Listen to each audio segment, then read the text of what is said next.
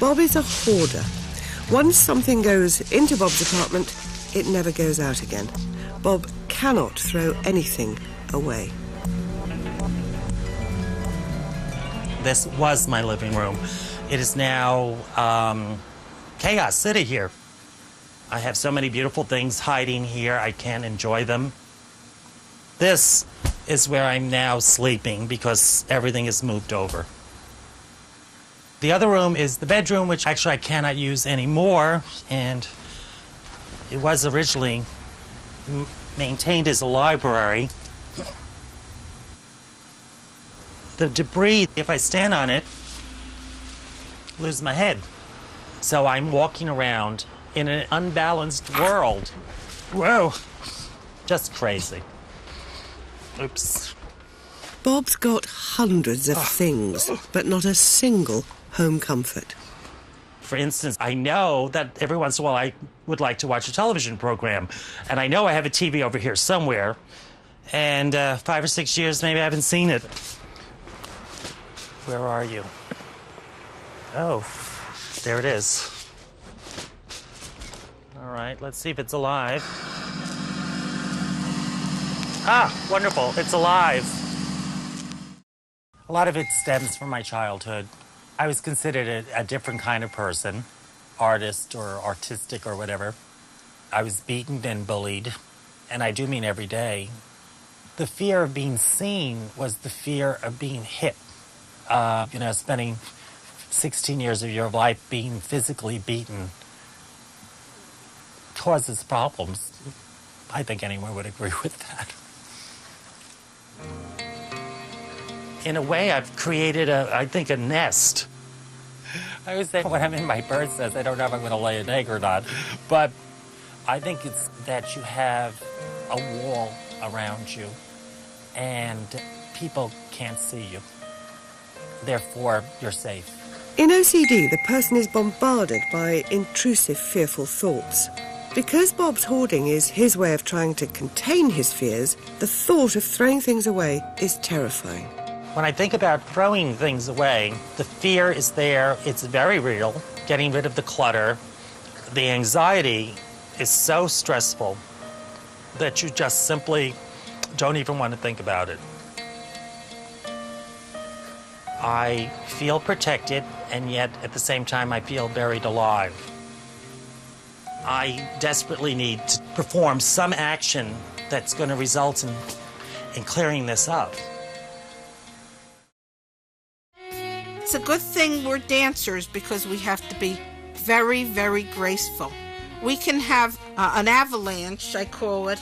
I could just touch this stack and the whole thing come careening down.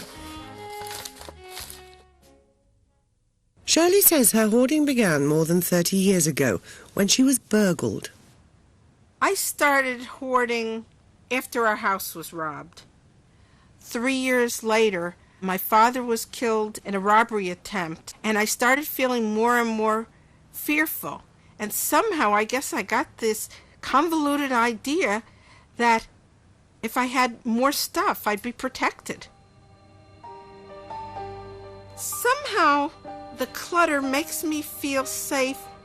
Like a neighbor said it in a joke. Well, if the robbers came to your house, they'd come in and they'd see such a mess that they'd say, the house has already been ransacked, and they'd go home. And the reality is, our house hasn't been robbed since then. Hoarders are hard to treat. Going to the house to persuade them to throw things away is the most effective way to change them. Dr. Randy Frost, one of the world's leading experts on hoarding, has been to Shirley's house a couple of times.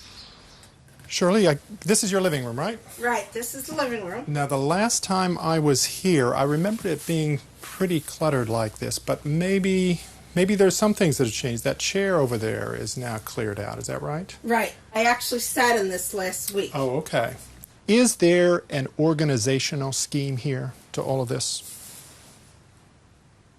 No, it was just space, and Okay. I put it there. All right. It's a treasure hunt. That's what it is. Okay. That was my next question. How do you find things in here that you need? I don't. How do other people manage their possessions? They don't have so much stuff. In part, yeah. Yeah, that's certainly true. Today, Dr. Frost is going to try and help Shirley throw something away. He knows that he's likely to encounter resistance. How about over here? Why are you saving that? Because it's so beautiful. Okay, so I just thought it was it doesn't lovely. have any value in terms of your need. No instrumental value, we call it, for you. You don't need that for anything, right? And No, but I'm not willing to throw it away. we had lots of people in our studies who describe their homes as cocoons or bunkers and so forth. So really this sense of being vulnerable seems to be involved somehow. These possessions come to signal safety. Even though a newspaper really isn't going to offer any protection, it sort of feels like I'm vulnerable again, or I'm being violated if I lose it or get rid of it. You could see with Shirley the wall that we hit with that picture. Okay, Shirley, here's the challenge. Can you throw this away? I'll consider it for the future, but for right now, I really am not willing to throw that away. Okay. Shirley has been in treatment for a year. Although her achievements seem limited, very few hoarders manage to get as far as she has. But the next phase of her treatment is going to be more difficult. The next step is to throw things away despite feeling bad and get over that feeling. What she'll have to face is pushing herself through some of the distress that she's going to experience when she throws something away. I basically feel like my house is a reclamation project in process, and a coming attraction will be next year we're going to do the living room, and that way I'll be able to sit on my sofa and watch TV in the living room like real normal people, and I'm looking forward to it. With some forms of obsessive behaviour, the obsessives themselves become the therapist. Hello, I'm Bob. Shirley. You're Bob. Yes. Nice to meet you. Nice to meet you. Bob the hoarder has come to Shirley to pick up some tips. Oh, this looks familiar. Oh, okay. Over the last few months, Shirley has managed to throw a number of things away. Because it's a little bit funny, you have to turn around. This is where I keep my greeting cards and books in the bookcase. This is funny, Shirley. Do you notice that you have a road atlas book here? Oh, yeah, well, to get me over here. Oh, okay. I would say keep it simple and keep it small. Filling up one recycling bucket a week.